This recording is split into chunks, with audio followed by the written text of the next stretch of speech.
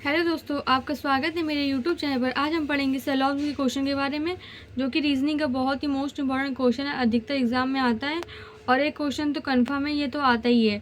तो question start करते हैं। पहले ये क्वेश्चन पढ़ेंगे, उसके बाद हम पढ़ेंगे पेपर मॉक टेस्ट में आए हुए क्वेश्चन के बारे में, जो कि मॉक टेस्ट में क्वेश्चन आया हुआ है, जो कि बहुत ही मोस्ट इंपॉर्टेंट है।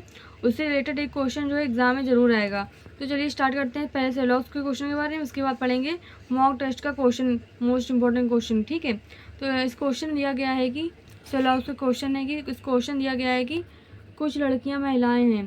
तो इसका पहले डायग्राम इंपॉर्टेंट होता है, उसके बाद जो कंक्लूजन होता है, निष्कर्ष, वो भी बहुत ही इंपॉर्टेंट होता है। तो क्वेश्चन में है कि कुछ लड़कियां महिलाएं हैं, कुछ लड़कियां जो हैं महिलाएं हैं। ठीक है, और फिर है कि कोई भी महिला बुरी नहीं है, कोई भी महिला जो है वो बुरी नहीं है। इसका डायग्राम ऐसे बनता है, नो का डायग्राम ऐसा नहीं है, मतलब नो का डायग्राम। ठीक है, और क्वेश्चन पूछा गया है कि कुछ लड़कियां बुरी नहीं हैं, कुछ लड़कियां जो है बुरी नहीं है। तो हाँ, कुछ तो बनना है, कुछ लड़कियां जो हैं, कुछ लड़कियां महिलाएं हैं और कुछ लड़कियां बुरी नहीं हैं। ठीक है, जैसे कि महिलाएं का कुछ महिलाएं, कोई महिला बुरी नहीं है, कोई महिला बुरी नहीं है, ऐसे डायग्राम बना था। पूछ लिया कुछ लड़कियां बुरी नहीं है, कुछ लड़कियां जो है बुरी नहीं है। हाँ, कुछ नहीं है, क्योंकि कुछ लड़कियां महिला हैं और सभी महिला जो है बुरी नहीं है। तो कुछ लड़कियां बुरी नहीं है, ये कंक्लूजन सही हो जाएगा। कुछ का साइन तो बन ही रहा है, देखो, कुछ लड़कियां महिला हैं और कुछ लड़कियां बुरी नहीं है, तो ये आपस कनेक्शन हो गया।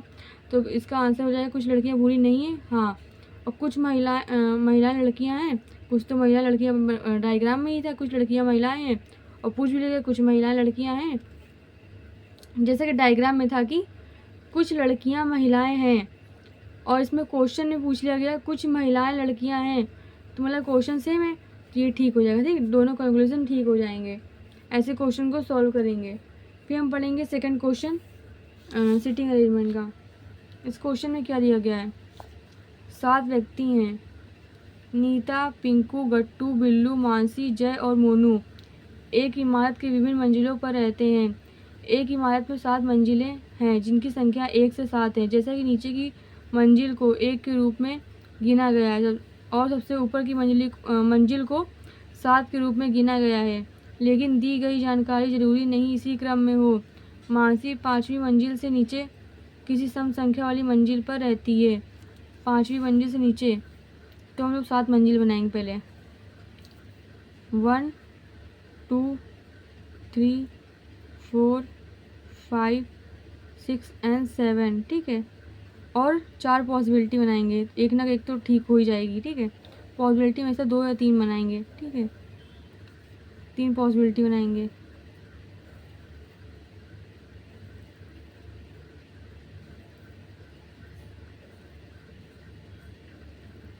क्वेश्चन में है कि मानसी 5वीं मंजिल से नीचे किसी सम संख्या वाली मंजिल पर रहती है।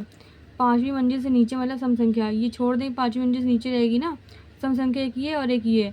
तो पहले मानसी को 4थी मंजिल रखेंगे, फिर मानसी को दूसरी मंजिल पर रखेंगे। ठीक है, फिर क्वेश्चन में है कि जय मानसी के ऊपर, जय जो है मानसी के ठीक ऊपर रहता है, जय जो है मानसी के ठीक ऊपर रहता है।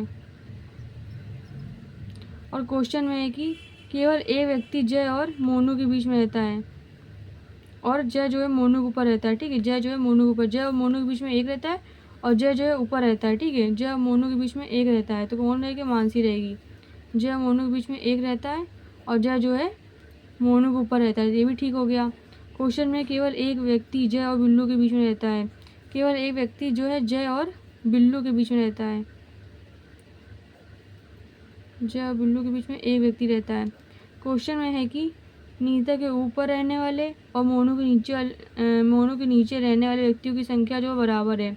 मोनू नीचे कोई नहीं रहता है, तो नीतू के ऊपर भी कोई नहीं रहेगा। बोला गया क्वेश्चन में कि नीता के ऊपर रहने वाले और मोनू के नीचे रहने वाले व्यक्तियों की संख्या बराबर है। तो मोनू के नीचे कोई नहीं है और नीतू के ऊपर कोई नहीं है, संख्या बराबर हो गई। क्वेश्चन में पिंकू गट्टू से ऊपर रहता है, पिंकू जो है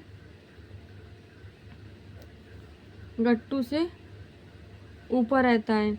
तो क्वेश्चन में है कि जो एक सम संख्या है, ठीक है, तो सम संख्या भी हो गई। ठीक है, क्वेश्चन में 7वीं मंजिल पे कौन रहता है, 7वीं मंजिल कौन रहता है।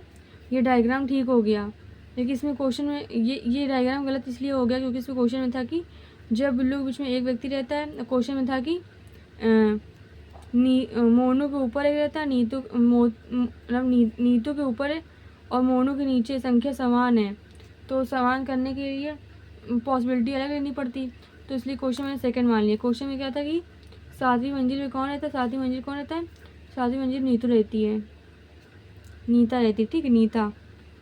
और पिंकू और मानसी के बीच पिंकू और मानसी के बीच कितने व्यक्ति रहते हैं। पिंकू और मानसी के बीच में 1 2 3 लोग रहते हैं, ठीक है। ऐसे क्वेश्चन को सॉल्व करेंगे। आई थिंक आपको वीडियो समझ में। प्लीज़ लाइक एंड सब्सक्राइब करें, मुझे कमेंट भी करें। Thank you.